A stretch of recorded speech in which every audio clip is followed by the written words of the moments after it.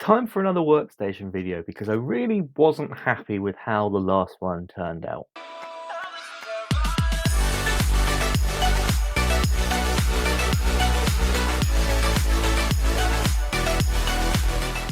So this is my Z600 workstation from HP that I picked up on Facebook Marketplace, maybe about 6 months ago now, for £50. And it was quite the deal, really. We have two Xeon processors in here with a combined 8 cores and 16 threads. There is 24 gigabytes of RAM installed. It came with a couple of 2D accelerator Quadro cards, which were absolutely awful. They're already gone. And I did a video on using this as a gaming machine. And I kind of had two issues with that video, which we're going to get into today. So let me just put this down because this thing weighs an absolute ton, and then we can get into it. So like I said, I had two issues with that original video.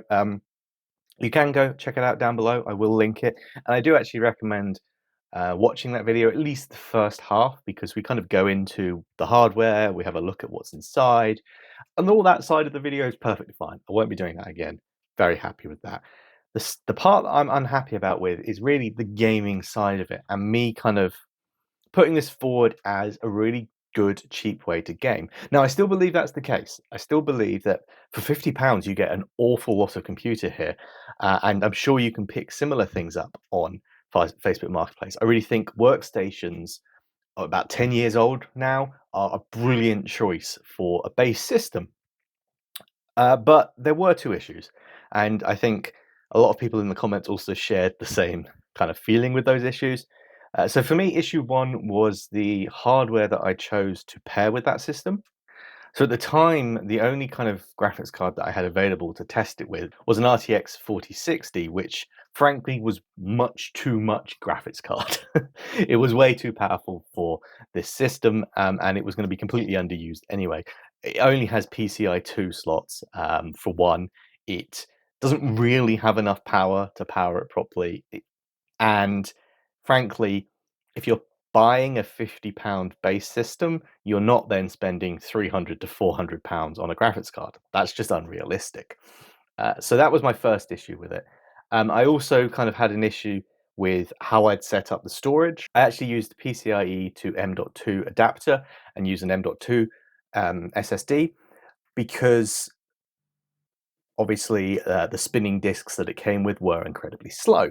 Problem with that setup really was that you still have to boot off a SATA device. This doesn't support booting from a PCIe device. So you still had to have the disk in there anyway to boot from and install Windows on. But the other issue, again, comes back to if you're buying this kind of system, you want a budget build. You're not going to then pay for a M.2 drive and an adapter to use that drive, and then only be able to use it to store your games on, not actually run the operating system from. So basically, with those two hardware things, I want to change that today. I want to build a much more realistic system for this. So today we have a couple of bits instead that we're going to be using. First up, we have this GeForce GTX 1650, which is a 4 gigabyte card, and I think much more in line with the kind of thing that you'd actually use in this. I picked this up used from CEX, which for those that don't know, here in the UK, it's kind of like a secondhand tech and film shop chain. You can sell your stuff to them, and it's not really a pawnbroker, but it's the same kind of idea. I don't really know how to describe it, but those in the UK know what I'm talking about. Nonetheless, this cost me £65 and does come with a year's warranty, which was one of the reasons why I specifically bought it from a shop. So that's a much better pairing, if you ask me. Now, of course, I would like it to have more graphics memory. I would like it to have 8 gig. That would be great. But it is much more in line with the kind of performance that would match the CPUs in here, the price as well. And it also has the same sort of power demands that the PSU can actually meet. So I think this is going to be a much better pairing to test against, and more realistic. And then the other thing was the storage, and I just picked up a really basic, crucial SATA SSD, 500 gigabytes. I think this thing cost me about £30 on Amazon new. And again, much more realistic. We'll be able to install Windows on this, boot from it, and play our games from it. Okay, again, 500 gig, not the most space, but if you're building this system to do like esports titles or just play Fortnite, this is going to be perfect. And again, much more realistic, which essentially means the whole system will now cost less than £150, and I think that's a much better price point to aim for. If the performance is good. And that brings me to the second issue with the previous video. I kind of had it in my head that I wanted to push the system as hard as I could, and therefore I wanted to run games at the absolute max settings I could, really make it sweat and see how it did. Which is interesting, I guess, but isn't realistic again. This video was supposed to be kind of informational, to give people an idea of what they can kind of expect from this kind of hardware. So what you actually want to be able to see is, well, what's the specs like to make it playable? What kind of graphic settings can I use to hit that 60 plus FPS? Which again, I feel like 60 is kind of the target I'll be aiming for here today, because the likelihood is, again, you're not going to have a super amazing monitor. You're probably going to have something that's got a 60 hertz refresh rate. So anything over 60 is diminishing returns. Nice to have, but not so important. So again, for all the games that we play today, we are going to be looking at what are the settings that we can have it at to get a stable, consistent 60 FPS or higher. And that's it, really. Those are the kind of the two issues I want to address in today's video. So we're going to get the graphics card and the SSD installed. We're going to get Windows installed. Not really going to show that because that's boring. But we're going to get straight into some game benchmarking, and we're going to have a look at what kind of a performance you can expect from a total of less than £150 spent on hardware to game. Nearly forgot as well, there was one other thing that I did kind of have an issue with. Previous video, I used OBS actually on the workstation to record my gaming, which is obviously going to have a performance impact. So I'll actually be offloading that using a capture card and recording it on a second computer. So all the performance available to us will be available to gaming instead. It won't make a huge difference, I don't think, but it might still give us a little bit more performance overview. So, all right, let's get everything set up and let's give it a go. So let's kick things off with, of course, some Fortnite. I do think, this is a good example of an esports title, the kind of thing that you might well want to play with this sort of build. And honestly, it plays incredibly well. I started off here at 1080p low settings in DirectX 12. And as you can kind of see, there's a little bit of frame stuttering, a little bit of fluctuation, but we are solidly above 60 FPS, around 70 to 120 in fact. So really pretty solid results, all things considered. I actually decided to then up the settings to medium settings, and this is probably where I would call it the limit, at least at 1080p. We're dropping down to like 50 frames per second in some places, but we are still kind of fluctuating up to 100 as well, so it's very playable. The important thing here is it's incredibly playable. You will see that the CPU, all cores are kind of hitting 90% and beyond, while the GPU is only hitting at about 70%. So this is definitely a game where the CPU is limiting things here, and we wouldn't really be able to push it any further.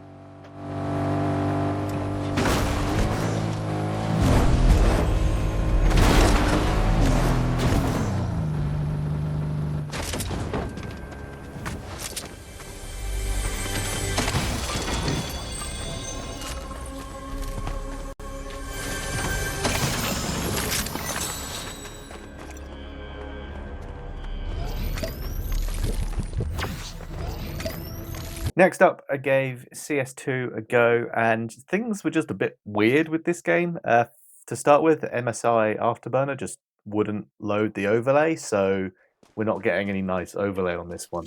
And just using Steam's built-in frame counter, we can see that even at 1080p low settings, we're not hitting 30 FPS at all, really.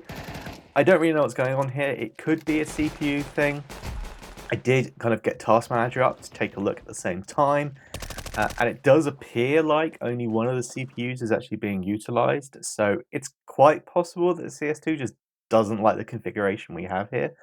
And that is a problem, obviously, when you've got a dual CPU setup that isn't really very standard for gaming. So while we do have 8 cores, they are spread across 2 CPUs. So it very much requires the game engine, the game itself, to actually utilize that. And it's going to definitely create more overhead compared to a single CPU that has those 8 cores. Next up, had a look at Phasmophobia. This video will be going out in October. It is spooky season, so I had to give it a go. And I was very impressed by the performance here. On full graphics settings at 1080p, we have a really nice, stable, above 100 frames per second. And neither the CPU or the GPU seem to be struggling here at all. I know it's not the most graphically intense game, but it's really cool to see that, you know, a current up-to-date game will play solidly without a problem at all. Then I headed into No Man's Sky, and again 1080p with medium settings this time, and definitely saw some fluctuation, but we were maintaining a decent 60 FPS for most of the time.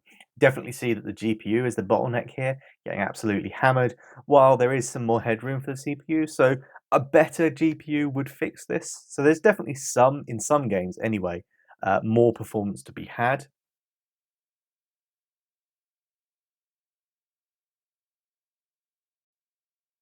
Heading over to Doom Eternal, and it's the same sort of thing as No Man's Sky, really. Medium settings, 1080p. The game looks great, there's no ways about it.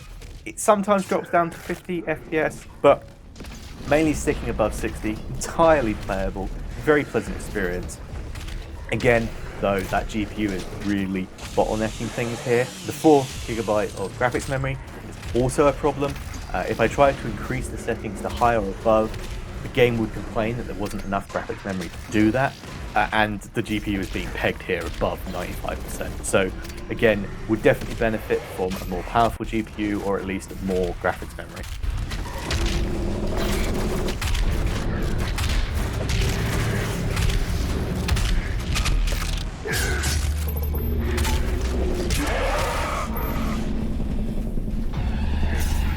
And then finally, adding Cyberpunk to my arsenal of testing games to really make this thing sweat a bit. Low settings, 1080p, and we're not having a great time. I mean, we have frames. It's handling around 30 frames per second. You could play this. This would be a playable experience. You wouldn't get too frustrated with it. But both the CPU and the GPU are absolutely getting hammered. There is no room here at all for addition. Cyberpunk does have the kind of resolution scaling and everything else built into it, so I tried that on performance mode, and it's pretty much the same result as without. Okay, a little bit more stable at around 40 to 50 FPS, but it kind of just makes the game look worse, and I don't think it feels much smoother, so I would just play it without this and just deal with the frame drops. Not the greatest experience, but definitely kind of really putting a test to this hardware. And there you have it. I hope this is kind of a slightly more realistic and better look at performancing on this machine, and kind of highlighting the fact that actually, yes, I think it's still a really great option. These workstations from 10, 15 years ago make a brilliant base machine if you can then get a decently priced GPU to go with it. They will play most modern titles at a reasonable graphics quality in a way that will be a pleasant experience to play. No, you're not going to get the most FPS ever. You're not going to be the kind of highest graphics detail, but it works, and it works at a very reasonable price point. £150 for a system that can play these games like this, I would be very happy with that indeed. So hopefully you have enjoyed this video. I know I've enjoyed going back and redoing this, so thank you very much for watching. I hope you have enjoyed. If you have, please do hit that like button and subscribe. We're still a very small channel. Every subscription is very important. So thank you very much for watching, and I'll see you again very soon. Bye for now.